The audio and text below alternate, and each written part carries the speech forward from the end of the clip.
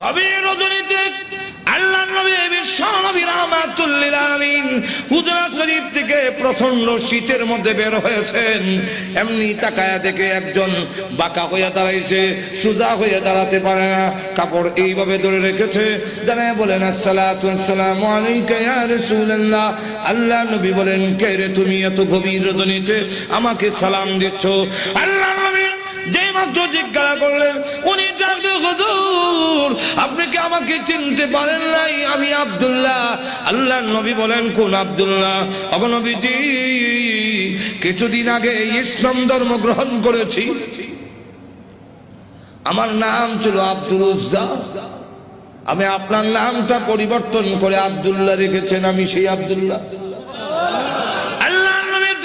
বলেন, আমার আব্দুল্লাহ তো ধনী বাপ চাচা, তার বাপ চাচা ধনী ব্যবসায়ী ছেলে, সকাল বিকাল কাপড় পরিবর্তন করে আসতো। আজকে তো দেখা যায় গায়ে কাপড় নাই, একটা কাপড়ের টুকরা পরিধান করা, সোজা হয়ে দাঁড়াতে পারে না, তার লজ্জাস্থান খালি হয়ে যায়, হাত দিয়ে ধরে রাখছে কোন রকমে কাপড়ের টুকরা। আল্লাহর নবী বলেন, আমার আব্দুল্লাহর এই অবস্থা কেন? শীতের মধ্যে টরটর করে কাঁপতেছে, কিন্তু কোনো কথা বলে না, কোনো ডাক দেয় না। নবী গো, অপেক্ষায় বসে আছি, কোন সময় আপনি বের হবেন। আপনার নুরানি চেহারা যদি এক নজর দেখতে পারি, তাহলে আমার অন্তরে আর কোনো দুঃখ থাকবে না। আল্লাহর নবী বলেন, কি হলো তোমার এই অবস্থা কেন? আব্দুল্লাহ, হুজুর আপনার দরবারে কেন আসা যাওয়া করি? আমার চাচা আমাকে বলেছেন বাড়ি ছেড়ে যেতে হবে, আর না হয় মুহাম্মদের দরবার ছেড়ে যেতে হবে। নবী গো, আমি ঘোষণা দিয়েছি, প্রয়োজন বুঝে আপনার বাড়ি কেন তাম পৃথিবী ছেড়ে দিতে পারি, কিন্তু একটি মুহূর্তের জন্য বিশ্ব নবীর দরবার আমি ছাড়তে পারবো না। আপনারা যে আমাকে বাড়ির থেকে বের করে দিয়েছে, বের হওয়ার সময় বললো কাপড় চোপড় গুলো দিয়ে যাও। এগুলো তো আমাদের উদ্দেশ্য হইলো আমি উলঙ্গ হয়ে গেলে এটা যাব না, লজ্জায় তখন করে বসে থাকবো, আপনার দরবারে আসবো না। আমি তখন আমার চাচাকে জানিয়ে দিলাম, ওগো চাচা, কাপড় হারাতে পারি, ইজ্জত সম্মান হারাতে পারি, আমি সর্বহারা হতে পারি, কিন্তু আল্লাহর কসম ঈমান হারা এক মুহূর্তের জন্য হতে পারবো না।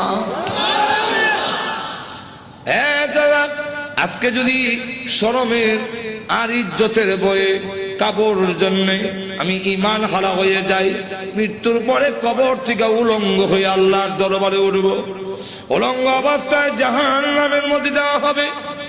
ওগো আল্লাহর নবী, আমার কাপড় চোপড় গুলো রেখে দিয়েছি।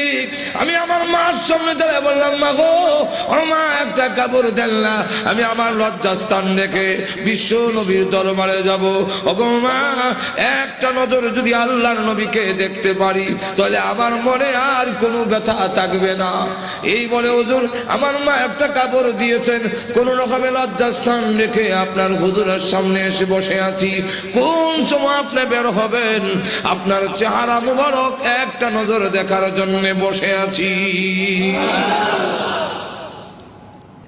নবীজি তার করুণ কাহিনী শুনে বিশ্ব নবী পর্যন্ত চোখের পানি রাখতে পারে। আল্লাহ নবী ডাক দিয়ে বলেন, আব্দুল্লাহ, আমার ঘরে আয়, হুজুরের শরীফে আয়, এই নে আমার ব্যবহারের দুইখান কাপড় তোরে দান করলাম। নবীজির দুইখানা কাপড়, ব্যবহারের কাপড়ের দাম আছে না নাই? এরপর থেকে আব্দুল্লাহ যুল বাগাদাইন হয়ে গেল, খালি আব্দুল্লাহ না, এখন টাইটেল লাগছে। আল্লাহ নবী একজন, আব্দুল্লাহ বল, তোর কোন আকাঙ্ক্ষা আছে নি? আব্দুল্লাহ দাদা, হুজুর দুনিয়ার কোন আকাঙ্ক্ষা নাই, আপনার কাছে আমার একটা দরখাস্ত। ওগো নবীজি, আপনি বলেছেন শাহাদাতের মরণ হইলে মরণের কষ্ট হয় না, আপনি বলেছেন শাহাদাতের মরণ হইলে কবর গেলে মুনকার নাকির আসে না, আপনি বলেছেন শহীদ হয়ে মরলে কিয়ামতের মাঠে কোনো হিসাব কিতাব হবে না, বিনা হিসাবে জান্নাতে যাবে। তাই আমার দরখাস্ত, ওগো নবীজি আপনি আল্লাহর কাছে বলুন আমার শাহাদাতের কামনা যেন মহান আল্লাহ কবুল করে নেন। নবীজি দোয়া করে দিলেন, দোয়া রাসূলের দোয়া, হাত উঠাইতে দেরি আর তো যখন কবুল হইতে আল্লাহ নবী বিশ্বনবী রাহমাতুল লিল আলামিন দোয়া করে দিলেন।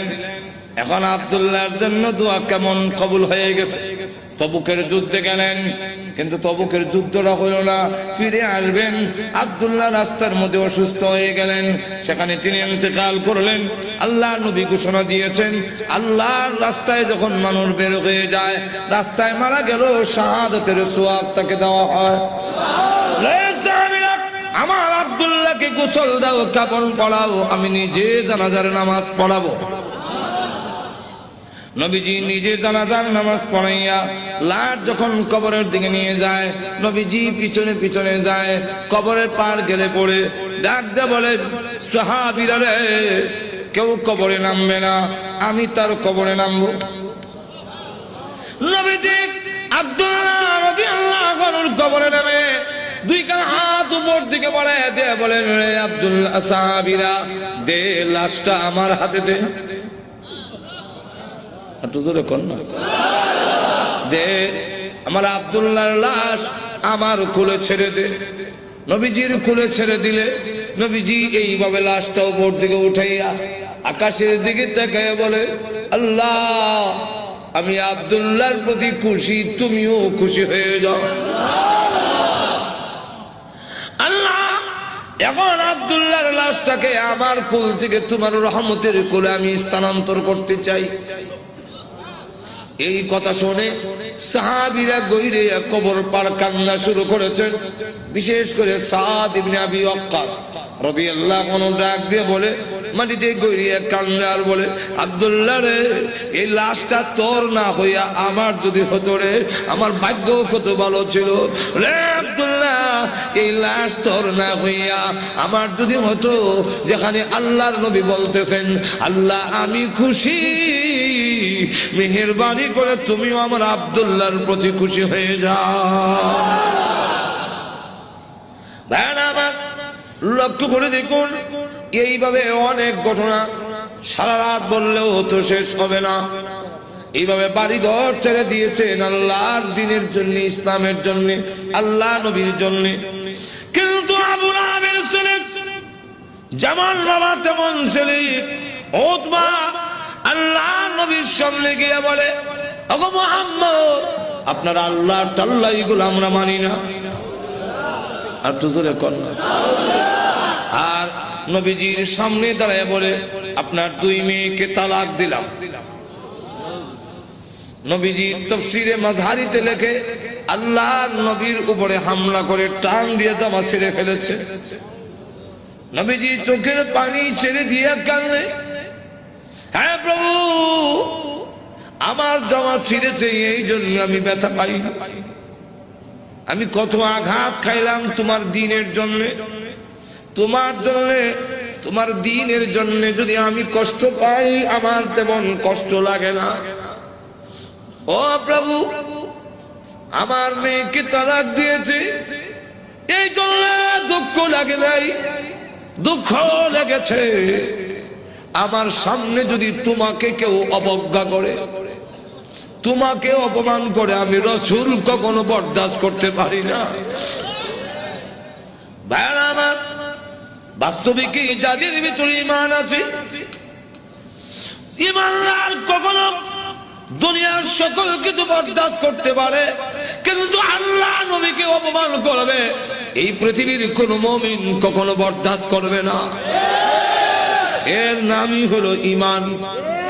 জোরে কোন ঠিক কিনা?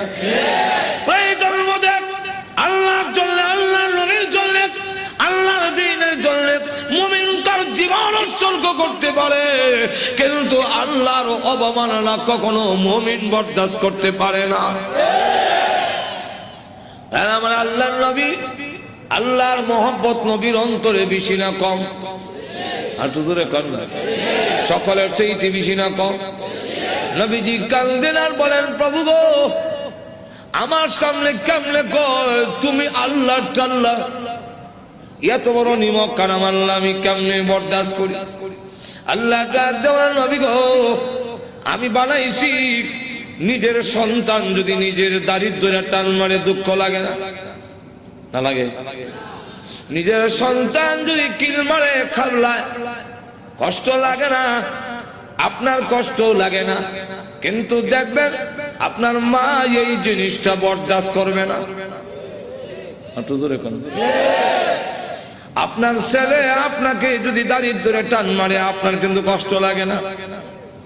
আপনার যদি খাবলা মারে আপনার কষ্ট লাগে না? মাথা শুরু করে টানে আপনার কষ্ট লাগে না?